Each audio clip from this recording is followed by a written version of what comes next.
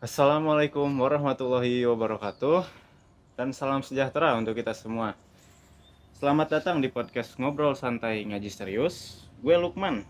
Dan hari ini kita punya topik yang cukup sensitif dan super penting, yaitu LGBT dalam perspektif HAM dan Islam. Dan karena topik ini kompleks, gue nggak sendirian.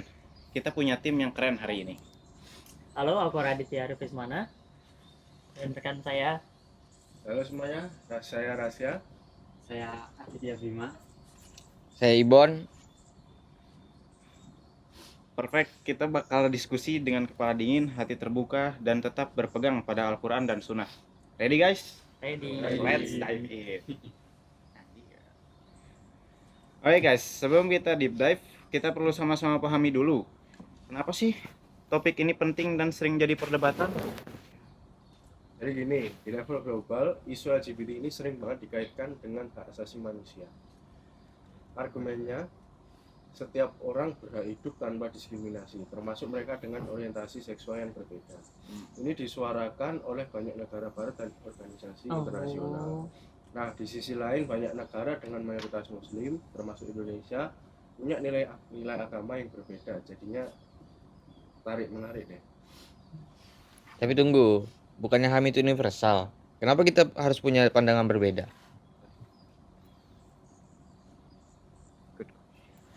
Oke, pertanyaan bagus ya. Jadi HAM itu memang penting dan Islam sendiri itu punya konsep HAM sendiri dari tahun 1400 tahun yang lalu. Tapi bedanya HAM dalam Islam nggak absolut tanpa batas. Ada frameworknya, yaitu Al-Quran dan Sunnah.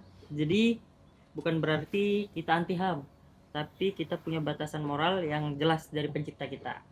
Dan ini penting banget dipahami. Kita bisa respect terhadap manusianya tanpa harus agree dengan perilaku tertentu. Ini bukan soal benci orangnya, tapi soal prinsip yang kita pegang. Oke, jadi intinya kita menghormati manusia sebagai makhluk Allah, tapi tetap teguh pada ajaran Islam. Got it? Iya. Sekarang kita masuk ke pertanyaan fundamental. Apa sih sebenarnya pandangan Islam tentang LGBT? Oke, ini harus kita jelaskan dengan jernih. Dalam Al-Quran, kisah kaum Nabi Lut alaihissalam disebutkan berkali-kali. Mereka melakukan praktik homoseksual. Ya, homoseksual itu nggak boleh ya guys. Dan Allah sangat tegas menghukum perbuatan ini. Di surah Al-A'raf ayat 80-81 disebutkan bahwa ini adalah perbuatan fahisyah, keji, yang belum pernah dilakukan sebelumnya. Jadi dari sisi akidah dan syariah ini jelas haram. Wait, tapi kan itu cerita zaman dulu. Zaman sekarang kan beda. Nah, ini pemahamannya yang keliru. Al-Quran itu bukan buku sejarah biasa, tapi petunjuk yang berlaku sepanjang zaman. Hukum Allah nggak berubah karena zaman. Yang berubah itu mungkin cara kita menyampaikannya, tapi esensinya yang tetap. Tapi ini yang penting juga dipahami. Islam membedakan antara ketertarikan dan perbuatan. Exactly, ini krusial banget. Nah, seseorang yang mengalami ketertarikan sama jenis tidak melakukannya, bahkan berusaha keras menahan diri. Dia justru sedang berjihad melawan hawa nafsunya, dan itu mulia di sisi Allah. Ujian setiap orang-orang itu berbeda-beda. Ada yang diuji dengan kemiskinan, ada dengan kekayaannya, ada juga bentuk syahwat seperti ini. Dan yang perlu saya tekankan lagi, meskipun Islam jelas melarang praktiknya, Islam juga tegas melarang kekerasan, intimidasi atau diskriminasi yang merendahkan martabat manusia. Rasulullah SAW itu contoh terbaik akhlak. Beliau tegas pada prinsip tapi lembut pada manusia. Tapi di media sosial sering kan kita lihat orang-orang Islam yang justru kasar banget, bahkan sampai bullying gitu kan. Nah, itu yang salah. Itu bukan Islam, itu arogansi manusia. Kita bukan polisi moral yang berhak menghakimi dan menyakiti orang. Hidayah itu urusan Allah. Tugas kita sebagai manusia itu dakwah dan dengan hikmah dan mauizah hasanah, nasihat yang baik, bukan dengan kebencian. Oke, jadi ringkasnya praktiknya haram, tapi orangnya tetap punya hak untuk dihormati sebagai manusia. Kita firm on principle, gentle on people. Oke, sekarang kita bahas yang agak filosofis. Apa sih bedanya HAM versi Islam dengan HAM versi universal yang diusung PBB dan negara-negara barat? Gimana? Pertanyaan baik. Jadi HAM adalah jadi HAM dalam Islam itu sebenarnya sangat komprehensif. Ada konsep yang namanya maqasid syariah, tujuan-tujuan syariat yang melindungi 5 pokok antara lain adil, agama dan kebebasan beribadah, kemudian ada anafas, jiwa dan hak hidup, al-aql, akal dan hak pendidikan, al-nasl, keturunan kehormatan, dan institusi keluarga, dan al-mal adalah harta dan hak kepemilikan. Ini sudah ada sejak 14 abad yang lalu. Oke, impresif. Tapi apa bedanya dengan deklarasi HAM modern? Perbedaan fundamentalnya, HAM sekuler menempatkan kebebasan individu sebagai nilai tertinggi, hampir tanpa batas. Mau ngapain aja selama nggak gangguin orang lain, itu hak kamu. Sementara hak asasi manusia dalam Islam adalah balance antara hak dan kewajiban, antara kebebasan dan tanggung jawab. Kita bebas, tapi dalam koridor syariat. Exactly. Ini bukan soal Islam itu otoriter atau membatasi kebebasan, tapi Allah sebagai pencipta paling tahu apa yang terbaik untuk makhluknya. Kayak manual book yang bikin produk yang paling tahu cara pakainya, Allah yang ciptain manusia dan dia yang paling tahu apa yang baik dan buruk untuk kita. Dan dari sisi psikologis, justru batasan itu sehat. Kebebasan absolut tanpa nilai moral itu bisa bikin manusia lost. Kita butuh guidance, butuh meaning, dan butuh purpose. Islam memberikan semua itu. So, Islam nggak anti HAM, tapi punya frameworknya sendiri yang lebih holistik dan seimbang. Oke, sekarang waktunya kita tackle pertanyaan-pertanyaan yang sering bikin orang bingung. Ibon, it's your time to shine. Alright, pertanyaan pertama. Kalau ada teman atau keluarga kita yang coming out sebagai LGBT, apa yang harus kita lakukan? Apa kita harus cut kontak gitu? Absolutely not. Ini justru saat mereka butuh support kita, tapi support dalam arti yang benar ya. Kita tetap sayang, tetap jaga komunikasi, dan tetap doakan. Tapi kita juga jujur bahwa kita nggak bisa support perbuatan yang bertentangan dengan agama Islam itu sendiri. Kita care sama orangnya, makanya kita nggak mau dia itu terjerumus dalam dosa-dosa. Dan ingat, dosa itu banyak bentuknya. Orang yang maksiat dengan cara lain juga tetap saudara kita. Kita nggak perlu hak untuk memutus tali silaturahmi. Yang kita lakukan yaitu dengan dakwah yang baik, konsisten mendoakan dan menjadi support system yang positif. Oke, pertanyaan kedua yang lebih kontroversial nih. Bagaimana kalau ada yang bilang orientasi seksual itu bawaan lahir, natur, jadi bukan pilihan? Apakah adil kalau Allah menghukum sesuatu yang bukan pilihannya? Wah, ini pertanyaan yang sering banget muncul. Jawabannya gini.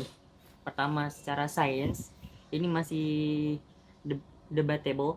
Ada penelitian yang bilang ada faktor genetik, ada yang bilang lingkungan, ada yang kombinasi. Tapi ini bukan settled science. Kedua, dan ini yang lebih penting, Allah tidak menghukum ketertarikan tapi perbuatan. Ini prinsip dasar dalam Islam. Contoh lain, ada orang yang punya kecenderungan agresif sejak kecil. Apakah dia boleh mukul orang sesuka hati? Enggak kan? Iya. Kita semua punya kecenderungan berbeda, tapi kita punya pilihan untuk mengendalikannya. Dan justru disinilah kemuliaan manusia. Kita bukan binatang yang cuma ikut insting. Kita punya akal, hati nurani, dan petunjuk dari Allah.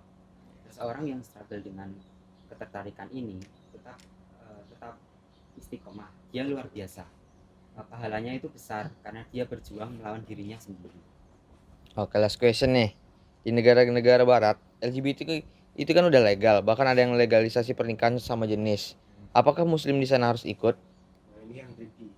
Legal secara hukum negara bukan berarti halal secara syariat.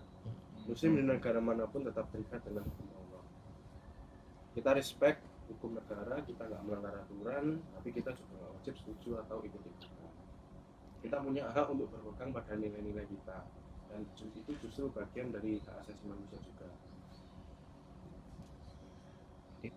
Oke, dan penting juga untuk waspada, ada agenda imperialisme budaya di balik push global isu ini. Banyak negara dipaksa untuk adopt nilai-nilai tertentu dengan dalih universal human rights. Kita harus cerdas dan kritis, nggak asal ikut arus. Oh, diskusi yang dalam ya. Jadi intinya kita punya prinsip tapi kita juga punya empati. Balance is key. Oke guys, kita udah mampir di penghujung. Sebelum kita closing, gue mau minta masing-masing dari kalian kasih satu pesan atau refleksi. Kalau dari aku, tetap pegang teguh Al-Quran dan sunnahnya. Di zaman yang penuh ujian ini, hanya itu kompas kita. Jangan gampang terombang-ambing oleh arus zaman. Kalau dari aku ya jadilah muslim yang cerdas.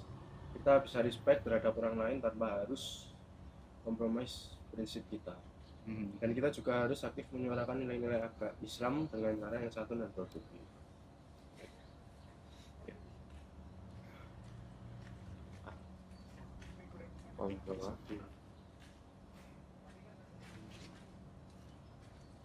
Oke, pesan gue ya di Compassionate, setiap orang punya struggle-nya masing-masing. Jangan judge terlalu cepat, tapi juga jangan lupa, compassion bukan berarti kita dukung yang salah. It's about loving people while hating sin.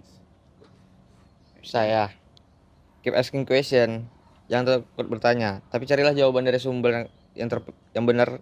Jangan asal Google terus percaya sama artikel random. Oke, perfect. Dan dari gue, remember kita semua work in progress. Gak ada yang sempurna, yang penting kita terus belajar, terus bertumbuh dalam iman. Ingat firman Allah dalam surat Al-Asr, demi masa sesungguhnya manusia itu benar-benar dalam kerugian, kecuali orang-orang yang beriman, beramal saleh, saling menasihati dalam kebenaran dan saling menasihati dalam kesabaran. Tugas kita yaitu saling mengingatkan dalam kebenaran dan kesabaran, not with hate, but with love. Not with judgment, but with wisdom. Wallahu a'lam bishawab.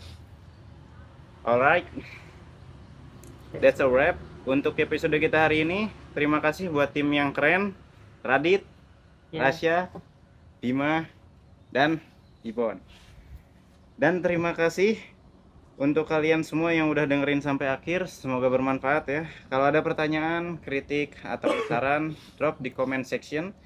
Dan jangan lupa subscribe, like, and share kalau podcast ini berguna. Ya. Wassalamualaikum warahmatullahi wabarakatuh. Thank you guys.